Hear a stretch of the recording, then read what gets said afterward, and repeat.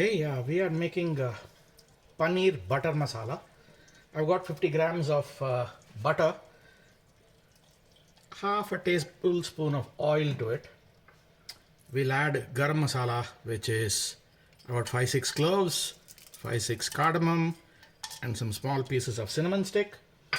We'll add a bay leaf to it.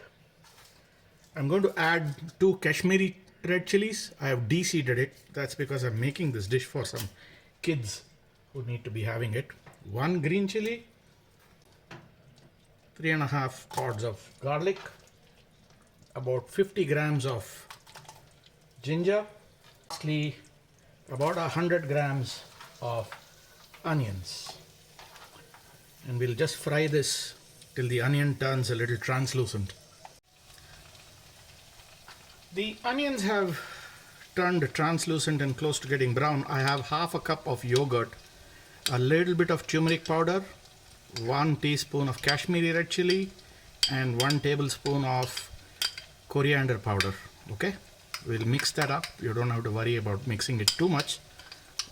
We'll reduce the flame because we're going to introduce some yogurt into this. We'll add that to this mix.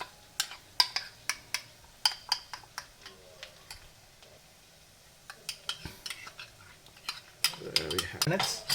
We want the raw ingredients in this to get cooked very well. Alright, so this is done. We'll take a handful of cashew and put that in. I'll also add some raisins. This dish needs a little bit of sweetness. Most people add sugar to get that sweetness, but I prefer to use raisins. Okay, so 2 minutes is done. We're going to add 500 grams of tomatoes to this. We'll stir this, and what I'm going to do is add a cup of water. There we go. We'll cover cook this in about small to medium flame for a good 15 minutes. So from time to time, let's also open this and mix this a little bit. We have not lost much of the water. That's the important reason why we should cover and cook this. We have still another 5 minutes to go. We are pretty much done with our 20 minutes of cooking this covered. And what I'm going to do is turn off the flame. And one step that I prefer doing is I get rid of these garam masala items, because when you blend this, it's going to turn it darker, and we really want it to be nice and orange. So I'm going to sit and remove the garam masala out. Okay, so this has cooled very well. I've also removed much of the garam masala out. And while the tomatoes were getting done, I had cubed the paneer and kept it in lukewarm water with a little bit of salt. What that does is it makes the paneer nice and spongy like this.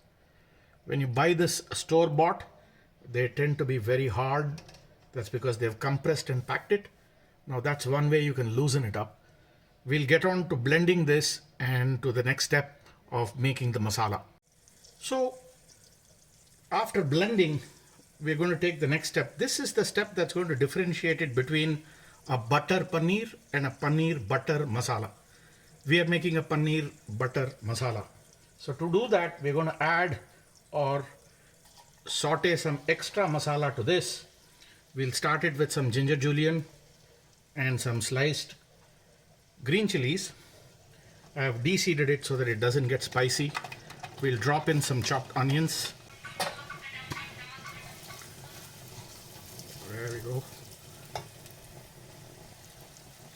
We'll give it half a teaspoon of Kashmiri red chili. Just about half a teaspoon.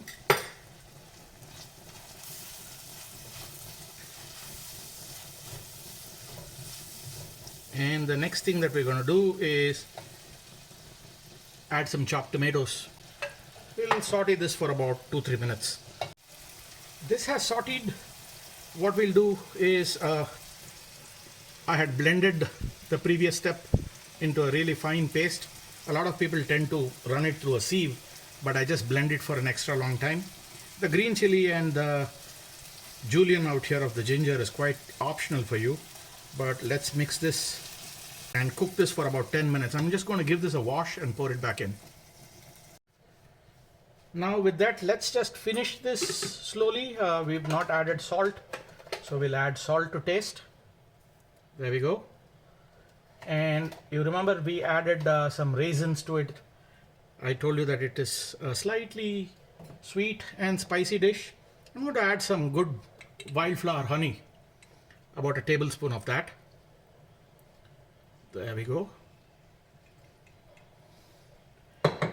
And we'll just allow this to slowly boil in about simmer to medium flame for 10 minutes.